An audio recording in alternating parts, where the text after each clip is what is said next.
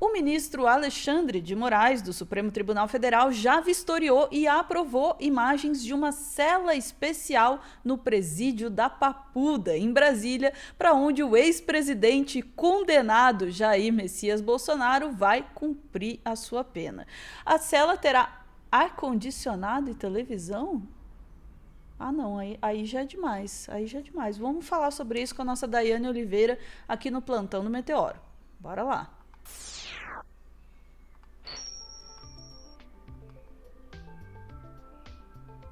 Ar-condicionado e televisão, Dai?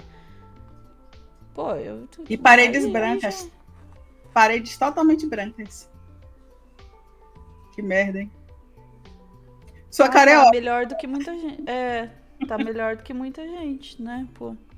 Com certeza, tá melhor do que muito estúdio, muito loft por aí. Isso aí é uma certeza. A gente tá vendo, né, uma ideia que a gente pode questionar depois com um pouco mais de cautela, inclusive da Airbnbização, né? Tem uns processos aí de colocar tudo como estúdio loft, até para as pessoas morarem no seu dia a dia, e sobretudo nas metrópoles agora, que estão na ideia de vender os espaços a 20, 26 metros quadrados e dizer que é modernidade, tá, Ana?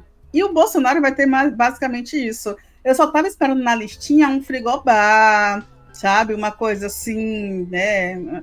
Visitas íntimas ele certamente vai ter, né? É direito constitucional. Mas vamos lá. A sua cara foi ótima, Ana. Vamos lá. Vamos nisso. Ele vai ter. Mas, além disso, muito mais do que várias escolas ao redor do Brasil, o Bolsonaro vai ter direito a uma coisa: o ar-condicionado, a televisão e a paredes branquinhas, um ambiente limpo, um ambiente digno. Eu realmente sou a favor, eu sou abolicionista penal, eu sou a favor de um processo digno de ressocialização nos presídios, mas isso não significa ar-condicionado, significa condições boas de vida. E aí a gente precisa pensar, na Papuda não tem árvores suficientes, a gente não poderia ter um espaço que de fato fosse ventilado, a gente precisa pensar inclusive em presídios ventilados, até pelo custo que seria aí. Imagine se todas as celas tivessem ar-condicionado. Ah, mas não são para todas as celas, é só para o Bolsonaro, o cara que imitou pessoas com falta de ar, riu de pessoas com depressão, e que teoricamente estaria com depressão, mas a gente tem uma surpresinha hoje, viu, Ana, falando sobre o Bolsonaro. Tem surpresinha hoje. Ele teoricamente estava com depressão, todo mundo preocupado com a saúde, mas vai ter um vídeo aí no finalzinho do irmão do Bolsonaro que entregou um pouquinho a chave. Sim, Bolsonaro tem um irmão. Mas antes de tudo isso, vamos ouvir que o Moraes visitou a Papuda e deu um ok, validou a cela em que o Bolsonaro vai ficar. Talvez não por muito tempo, mas vai ter uma cela. Bora. Coluna do Paulo Capelli, para falar sobre a possível prisão de Jair Bolsonaro na Papuda. O Capelli traz para a gente que aliados de Bolsonaro dizem que ele deve ser enviado à Papuda já na semana que vem, por determinação do Supremo Tribunal Federal. Então, após a análise dos embargos de declaração, na semana que vem, o Supremo deve enviar, de acordo com aliados de Bolsonaro, deve enviar o ex-presidente direto para a Papuda. A avaliação de familiares e de aliados de Bolsonaro é que a Suprema Corte vê esse envio de Jair Bolsonaro para a Papuda como um fechamento aí da trama do golpe. É o que a gente falou aqui na semana passada, que Alexandre de Moraes não perderia a foto de Jair Bolsonaro entrando na Papuda. Então, sob reserva, um integrante da família de Jair Bolsonaro diz que o movimento é uma tentativa de humilhar e de desgastar o ex-mandatário. A aposta, contudo, é que Bolsonaro ficará poucas semanas no presídio e que o STF vai restabelecer a prisão domiciliar devido a condições de saúde dele. O ex-presidente enfrenta problemas em decorrência da facada que ele levou na campanha de 2018. E neste ano foi diagnosticado com câncer de pele. Questionado na última sexta sobre a possibilidade do ex-mandatário ser enviado à Papuda, o STF não respondeu oficialmente a esse questionamento. Os ministros do Supremo conversam, de acordo com a coluna do Paulo Capelli, que a questão tem sido discutida, né? Os ministros dizem que essa questão tem sido discutida internamente e um influente ministro, um influente magistrado da corte que mantém interlocução com Alexandre de Moraes, defende que Bolsonaro vá para a prisão domiciliar. Ele alega que, já que concederam esse benefício para Fernando Collor, para o ex-presidente Fernando Collor, esse benefício também tem que ser concedido para o ex-presidente Jair Bolsonaro, mas Alexandre de Moraes é contra e entende que Jair Bolsonaro tem que ser enviado para a Papuda, para uma cela com paredes brancas, com uma televisão e também com ar-condicionado. Mas o entendimento é que ele vai para a Papuda, vai passar um tempo por lá e depois retorna para a prisão domiciliar. Essa é a apuração aqui do colunista. A questão está nesse um tempo, né? Vai passar um tempo por lá. Quanto tempo? Deveria ser 27 anos e 3 meses, ou pelo menos, né? Um terço dessa pena. Não, a gente não sabe quanto tempo, mas a perspectiva aí é que seja semanas ou talvez um mês, até chegar ao período ali, a confirmação de que ele pode, de fato, cumprir as cautelas, medidas dentro de casa, no regime domiciliar. Tenho muitos questionamentos, tá, Ana? Muitos questionamentos, de verdade. Porque o Bolsonaro, ele é uma pessoa que precisa de um monitoramento especial. E por que esse monitoramento especial? Porque o Bolsonaro já deu indícios de que poderia fugir. Então, a gente vai ter uma prisão domiciliar com muitos agentes, tanto do lado de fora quanto nos jardins, né, dentro da casa do Bolsonaro. Até quando? E qual é o custo disso para os cofres públicos? Isso certamente também vai ser levado em consideração para o juízo do STF. Privilégios, ele de fato já tem, não vai ter, ele já tem. Você ter ar-condicionado e colocar também o presidente numa cela com televisão, com tranquilidade, com presídios superlotados, ele ficará sozinho numa sala com isolamento, sendo que outros presidiários, outros criminosos, a gente pode chamar Bolsonaro de criminoso, ele foi condenado, inclusive, por liderar uma organização criminosa, gente, ele é líder de uma organização criminosa, quem diz isso é o Alexandre de Moraes e outros ministros do STF na decisão.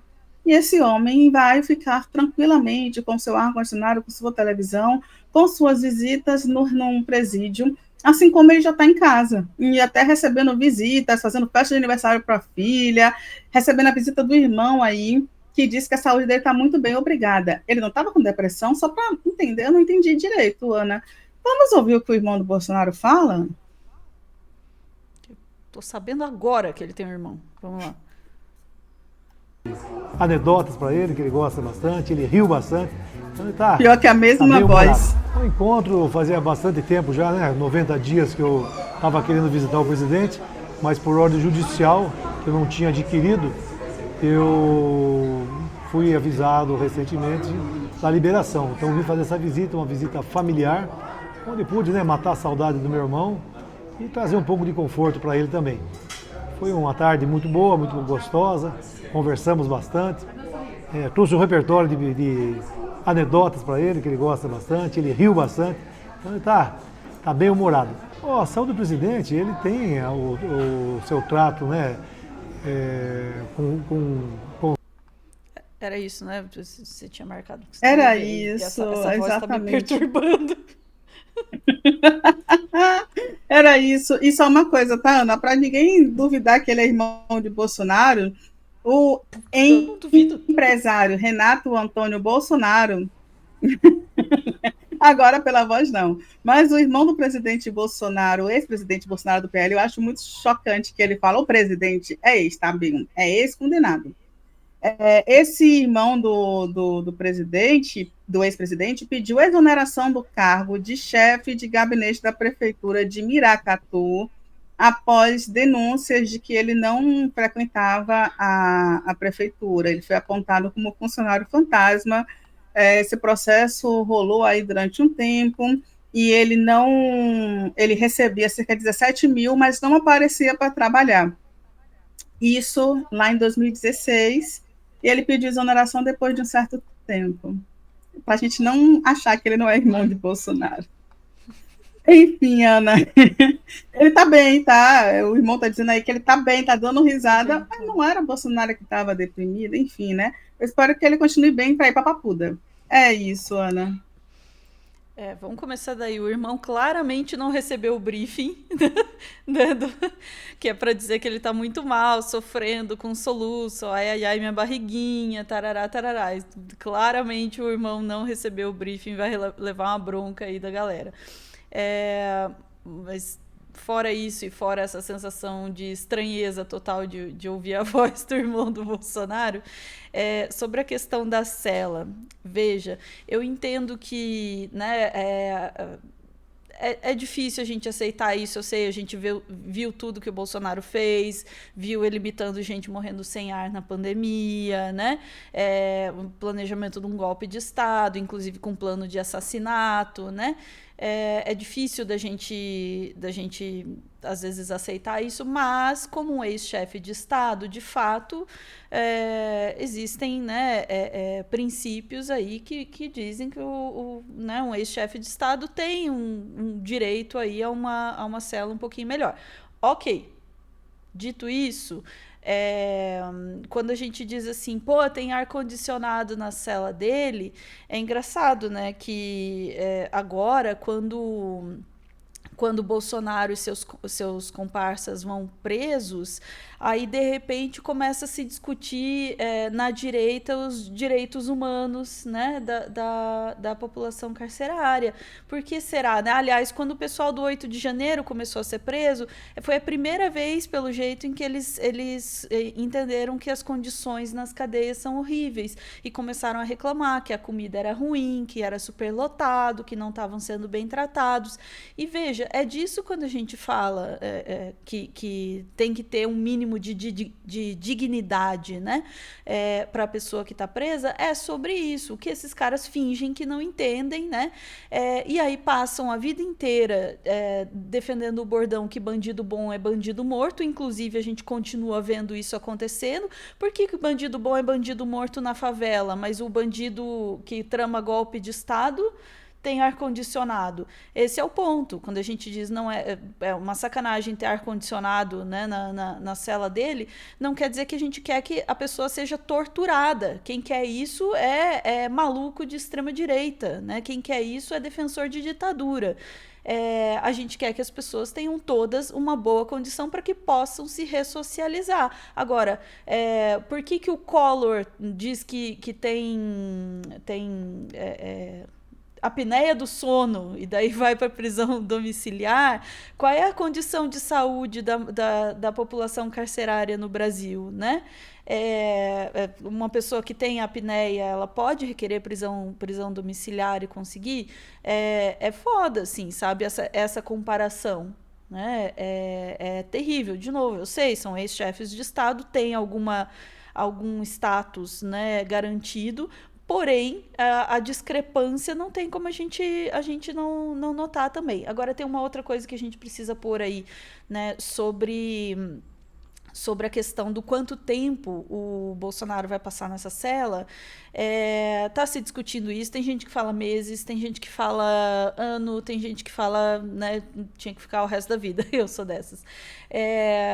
A pena a qual o Bolsonaro foi condenado é muito maior do que a do Collor, tá? Embora estejam se levantando bastante o precedente do Collor, a pena dele é muito menor, então talvez isso tenha um impacto também no tempo em que Bolsonaro vai ficar na prisão, na Papuda, ou né, para onde ele for mandado efetivamente. Não se sabe ainda, eu acho que ele não vai de fato ficar lá todo o tempo que ele deveria ficar. Mas só o fato dele passar ali um tempo, né, isolado ali já é o suficiente. Só pelo drama todo que ele está fazendo de estar em prisão domiciliar, gastando recursos, isso aí você tem toda a razão em apontar, né, gastando recursos da população brasileira para manter todo um policiamento, toda uma estrutura para vigiar ele na prisão domiciliar, porque ele apresenta um risco de fuga, né? Então, e mesmo assim ele está fazendo todo um drama. Imagina imagina, né, o quanto esse cara não vai soluçar na cadeia. E aí sinto muito, desperta um sentimento punitivista na gente de pensar ele soluçando na cadeia. Pelo menos um pouquinho, né, como justiça poética aí para todas as vítimas da pandemia, pelo menos. E eu ia falar, quase que eu falei as vítimas da ditadura. As vítimas da ditadura também, porque esse cara elogiou Ustra na Câmara, né? Então, assim, vamos lá. Ficamos por aqui, Dai? Ana, só uma informação que eu acho que é importante que a gente traga, que pelo menos 40% das pessoas, dos encarcerados hoje no Brasil, não tiveram julgamento, são presos provisórios. E dentre esses 40% que estão no regime hoje são presos provisórios, é um dado recente, foi de 2024, e cerca de a cada 4 pessoas que estão no regime carcerário, 3 que estão nesse regime provisório, 3 são negras, ou seja, quase a totalidade são pessoas negras. Então, quem não tem acesso, justamente o que você fala, quem é essa pessoa que está lá, que não tem acesso sequer ao julgamento, vai ter acesso a um laudo e conseguir ser liberado, e aí quem é majoritariamente que continua preso, sem minimamente o acesso aos seus direitos? Uma população majoritariamente pobre e preta no Brasil. Não é o Bolsonaro, ele tá lá, vai ficar lá com ar-condicionado, se de fato ele for para Papuda. Só para trazer esse adendo, Ana. Exatamente. Bandido bom é bandido morto, tem uma cor muito específica nas pessoas que defendem essa ideia. Tem uma visão muito específica e a gente sabe muito bem qual que é, né? Ficamos por aqui, Dai? Isso aí, chat. Voltamos em instantes para mais notícias do dia. Beijos.